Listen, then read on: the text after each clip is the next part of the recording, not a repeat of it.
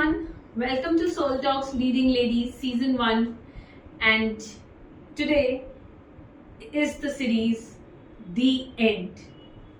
Yes, throughout this series we have witnessed incredible stories of resilience, courage, transformation, and we also learned that healing is not linear, that vulnerability is a strength, and that by embracing our own struggles we can create a ripple effect of positive change in the world. So as we conclude Soul Talks today, I want to extend my deepest gratitude to all our incredible guests who have generously shared their wisdom and their stories with us. Your expertise, authenticity and vulnerability have touched the hearts and minds of our own audience, creating a profound impact. Finally, to all our viewers, thank you so much for being parts of Soul Talks Leading Ladies Season 1. Continue to explore and learn and grow from these episodes, support one another and spread the message of mental well-being far and wide. With that, picture abhi baki hai dosto. Let's also listen from the man because of whom this series was possible.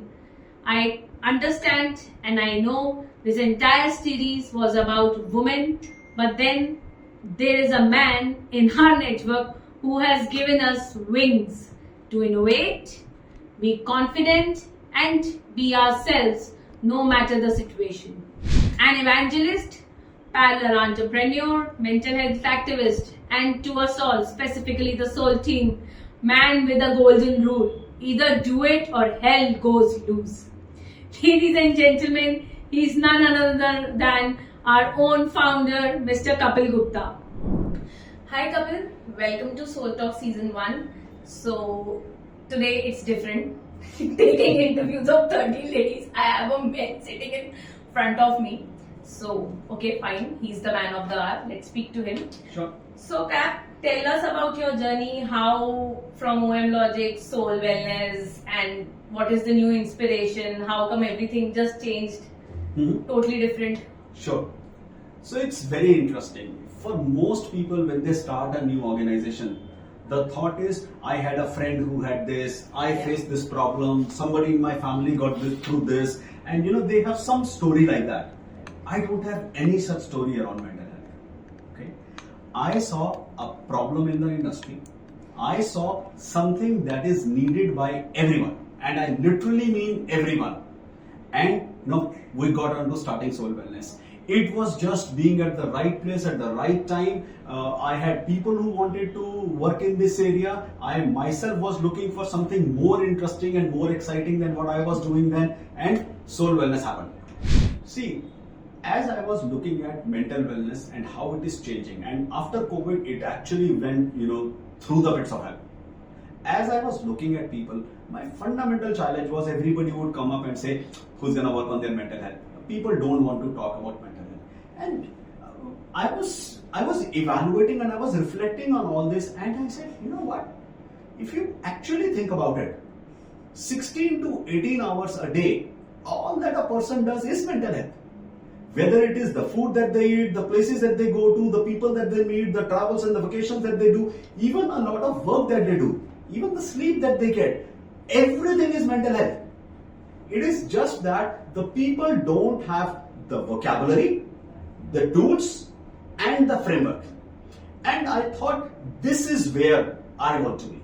I want to empower people by providing them with tools and solutions that they can then customize and personalize for their mental health. There are more than 8 billion ways in which mental health works, individually and personalized for every individual. And I wanted to create this tool suite that would help them and that would enable them. That's really what I have done. And I'm not just looking at talking about this tool or taking this tool to normal consumers. I'm actually talking to, the spiritual organizations. I'm talking to the religious organizations. I'm talking to hospitals. I'm talking to pharmaceutical companies and insurance companies and everywhere and saying, you know what? This is the platform that people should come to, and it should become their companion for them to take care of their mental health. And if they can do that, you know what, more power to the world. We will have a much happier, we will have a much more fulfilled life if people are able to get mental wellness support for them. So, as the founder of Solh Wellness, I have also heard that there have been amazing feedbacks and amazing people have participated in the Solh Talks Season 1 Leading Ladies. So, can you share your overall reflection on the entire series we have gone through? See, the concept of doing leading ladies, when it was created, when it was pitched to me by the Solh Wellness team, the concept was very simple. We don't want to just worry about celebrities talking about something. Yes. We don't want to worry about creating a superficial show where something happens. We wanted to keep it real. So we said, let us go out and get exciting women who have actually accomplished something, who have actually done something either for themselves or their surrounding or the society overall, and let us have them share their journey and keep it very real. Keep it to the level that every audience, everybody who watches it can understand and appreciate, and that's how we did it. Great. So, Solh Talks Season 1, they have it have seasoned so many remarkable women, different fields, different sectors, as you said. How do you, the entire Solh team, how you and the entire Solh team selected them? And then when you were highlighting their stories, in fact, in the entire series was hosted by me, when I was also highlighting their entire series and all, how did you envision those goals and everything in your mind? Sure. Well, first of all, I guess this question would probably be better answered by you, because you were a bigger part of selecting. The brutal part was you, so you had better answer it. Right. So, I mean, and really, in all actuality, it came through to the hard work of the Solh team. I mean, let me not say that I had anything to do with identifying these women. Did I have a final approval authority to say, yeah, let's do this or let's not do this? Yeah, I did. But frankly, I don't think in this Leading Ladies Season 1, I don't think I ever used that veto power that I had. The team actually was responsible for making that selection. They came up with the overall concept and what they are looking for, and that's really how it happened. Great. So now this is your question. Some people who know you very well, they know you have a controversial stance towards the women empowerment agenda and the people who talk about women empowerment. So, what's the truth? Let me start this answer by saying I have always been a strong promoter of equality. Especially over the last 10 to 15 years, I have been talking about new age equality. People have a challenge accepting that. People have this fundamentally different, distinct view of women empowerment, where they think women empowerment is a corporate responsibility and women empowerment is a society responsibility. And companies need to provide this function and this privilege and this capability and whatever else is required. I don't really look at women empowerment that way. I think the fundamental thing that is missing, the fundamental missing story of women empowerment is what need to come from the home. I don't really get it. Why do I have to, as a business owner, I'm saying, and I'm talking about the entire corporate world, why does the corporate world have to give special privileges to women because they have to cook food? Why do they have to give special privileges to the women because she has to take care of the home? Why is it not the responsibility of the home, much like it is for the men? That equality, that missing structure in the house is where most of my controversial statements have been. So I've been talking about, if you have a kid, please consider that as a joint responsibility between you and your husband. I mean, it's not the company that decides you should start a family. It's not a corporate that decides, what to do. You need to have that inside the house. Women in a lot of ways, and I have a huge disconnect in this. Women in a lot of ways have created feminism as you need to do this in your organization. My home, of course I need to take care of my family. Of course I need to cook food for my husband. Of course I'm responsible for the cleaning and all. Of course, who will take the leave if not me in case my mother-in-law is sick? Why is it your responsibility? That, I think, is where a lot of controversy comes in. Let me use this opportunity. I don't always get to say this. Let me use this opportunity to say I am 100% a promoter of equality. In fact, the last book I wrote was called as New Age Equality. So I hope that helps. It does. Okay. But as a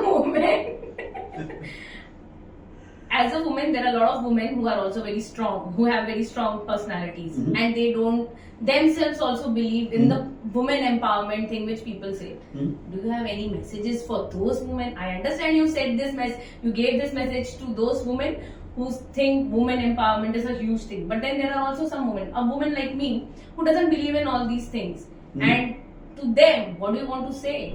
Okay, that's a great question. Let me first say, I don't consider empowered women as the one that are doing something in the workplace. Empowered women for me is someone that makes a choice in life. If a woman chooses to live in the house, take care of the kids, even chooses to party all day on her husband's well-earned money, I consider that as an empowered choice, as long as it is coming from the position of empowerment. There is this culture that we have created where a woman is empowered only if she is financially independent and earning money. I don't really agree with that. So to those women, my message will be, if it's an empowered choice, there you go. That's what women empowerment is. Great. People think women's empowerment is an ongoing movement that requires collective effort. What do you think about it? Oh, absolutely. It requires collective effort. And in all of this, I'm not taking away the responsibility of the corporates or the responsibility of the society or the responsibility of the public structure. I'm not taking that away. I'm just saying households also need to do more. So absolutely, it's a collective job. It's a collective job for the entire society. Each and every individual need to participate in this. If 50% of our audience is not favored or is not created as equal, of course we as humanity, we as a society will struggle. Yeah, great. There is one personal question. I actually, knowing you for so long, I wanted to ask. You are a father of 2 daughters. Mm-hmm. One of them is a co-founder in Solh, Mm-hmm. herself in psychology and everything. How do you think? Can you share your thoughts on that? As a father, how do you feel about it? Working with your own daughter and in the same industry, how you both at least ensure that there is no father-daughter relationship coming in the work and all those things? Well, that's probably a question that would be better answered by the daughter. Fathers always love for their kids to participate and work with them. Let me say, I and my daughter have an amazing relationship. Okay, an amazing equal relationship. Okay, we don't go after this nuances of father-daughter, even in the most normal circumstances. In office, at work, just not gonna happen. Okay, she joined, OM Logic first as an intern, and everybody in the office will tell you that she was an intern. Outside of the fact that she may, have her lunch with me, or she may come to office, or sometimes go back from office with me.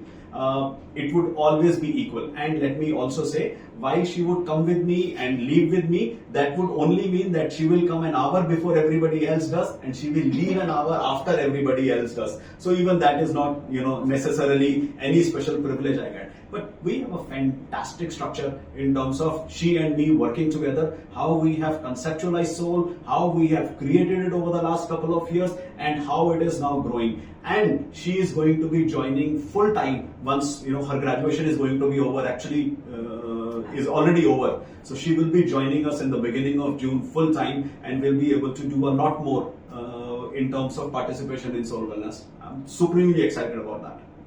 Great. Looking into the future, what do you think and how do you envision Solh? Mm-hmm. How are you gonna ensure that along with Solh, okay, there will be some part where you will be doing a lot of things, creating a lot of technology and everything, but then how are you also gonna ensure that there will be some mental health awareness about it? Mm-hmm. So, my vision for Solh is very simple. Every individual need to have it on their phone. Number one. Number two, every individual need to be using our free community support tools and our free self-help tools. It need to become part of everyday life, where people should get the vocabulary, the tools and the framework to be empowered and to be able to take care of their mental health. Now, once that happens, Okay, I think the entire mental wellness in the society will, alter and transform, and that's what we are looking at doing with Solh. Great. Last question. You are spreading awareness about mental health. Mhm. How are you ensuring your mental health is in a good shape? Oh, so Because I know sometimes you ensure other people's mental health is not in a good shape, so I want to know. sure. I have some basic, activities that I do to take care of my mental health. Number one, I have always believed in, not just doing what you love, but rather loving what you do. And whether it is OM Logic, whether it is Solh Wellness, or whether it is any of the other businesses I do, I have always ensured that. Number two, I have created this system of always being positive in life, always being empowering, and always being empowered in life, and that has always worked very well for me. Number three, a tip that I give people, usually they don't follow it, but a tip that I give people is, I would get into a conflict with someone, and I have created this, and I've truly worked on it. I've created this structure where I will argue with the person, may even be screaming and shouting, and I will, in the middle of that discussion, look somewhere else, look at somebody else, and smile. It doesn't come naturally initially. Now it actually does come naturally to me, and it helps me take care of such amazing things. Last but not the least, I have this system, I have this kind of approach towards all conflicts, where I think every individual has a hero story in everything that happens. A lot of times, I would, in my spare time, after a conflict, think towards understanding what was that person's hero story that helped them take care of, or that made them do what they did. And being able to understand that hero story gives me an amazing insight and ability to track on that. And that has worked supremely well for me. Great. Thank you, Kapil, for giving. I know you are very busy. You have to run like anything. Thank you for giving us 10 to 15 minutes and letting us know that how Solh Talks and everything happened and how you have envisioned Solh and everything. For the audiences, this is the last episode of Solh Talks Season 1 Leading Ladies. I hope you enjoyed this season. Very soon we will again come back with a new season. Till then, download the Solh Wellness app, available both on Android and Apple. Thank you so much for being there.